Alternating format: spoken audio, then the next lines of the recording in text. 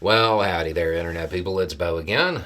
So, today we are going to talk about Biden and Harris and Whitmer and Newsom and Bernie. And we're going to talk about some numbers because for quite some time now, there's been a conversation about replacing Biden.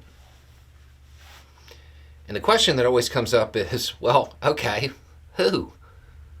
Who do you want to replace him with?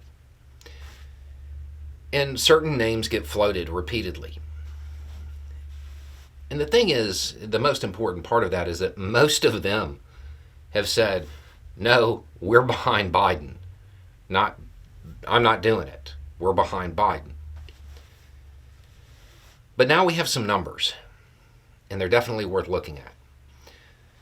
So, from the polling here, and this is all from the same poll, Biden is currently at 42%, Trump's at 43%. So Biden is trailing, but within the margin of error.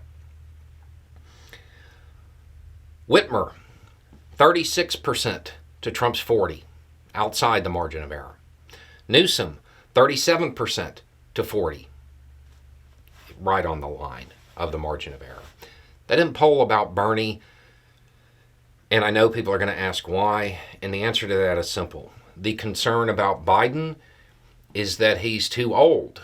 Replacing him with somebody who is older is probably not going to sit well with most people. Harris, 42% to Trump's 41%.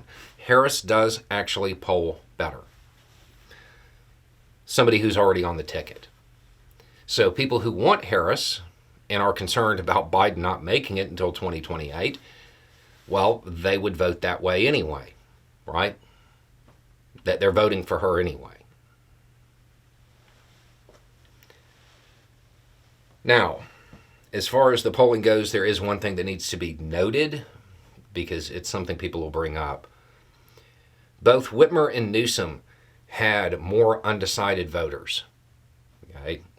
Biden and Harris had 10 and 12%. Whitmer and Newsom had 17 and 15% undecided voters.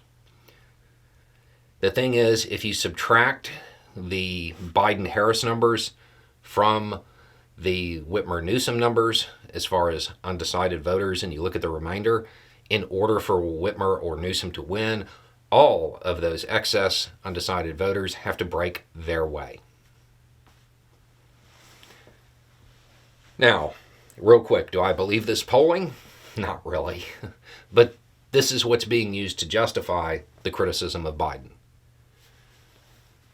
Do I buy it? No. And one of the reasons is if you get into the deeper aspects of it, you see adults aged 18 to 29. Oh, they're breaking for Trump. I have a very hard time believing that. It does not match with my personal observations. Maybe my personal observations are wrong. But I have a very, very hard time believing that 18 to 29-year-olds are going for Trump in large numbers. So what does this tell us? It's not a candidate issue. It's a messaging issue. And I saw this firsthand recently when I was talking about Biden not crossing a picket line with the teachers thing. A whole bunch of people in the comments section were like, railroads, he doesn't actually support unions. Those people who know what happened there, you're super confused. But understand, what that means is that people don't know what happened.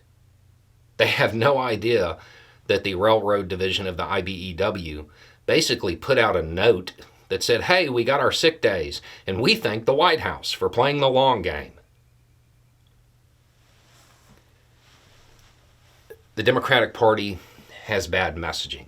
That's the issue. It's not a candidate one.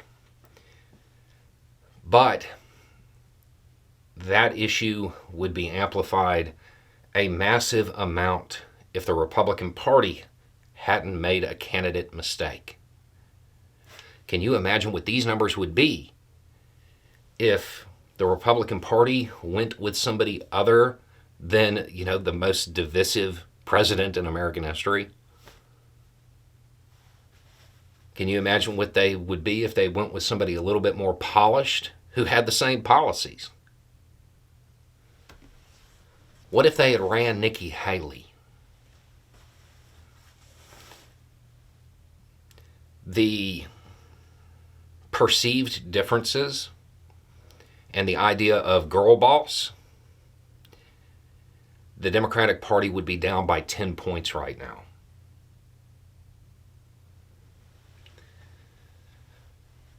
It's a messaging issue, and it's one that the Democratic Party has to fix, and fix quickly.